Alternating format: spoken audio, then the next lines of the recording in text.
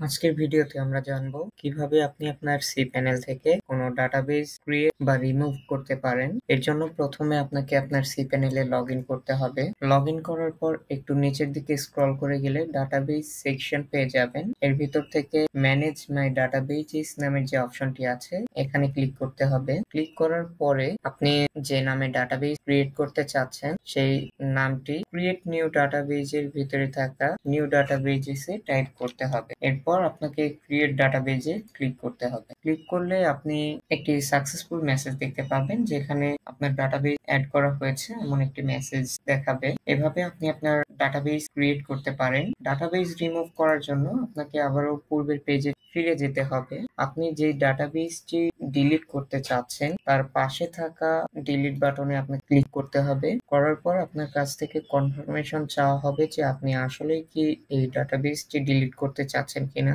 যদি আপনি ডিলিট করতে চান তাহলে অবশ্যই ডিলিট ডাটাবেস বাটনে ক্লিক করে দিবেন। তাহলে আপনি সাকসেসফুল মেসেজ দেখতে পাবেন এবং সেখানে ডিলিট করে দেওয়া হয়েছে এমন একটি মেসেজ দেখানো হবে। এভাবে আপনি আপনার cPanel থেকে একটি ডাটাবেস ক্রিয়েট ও রিমুভ করতে পারবেন।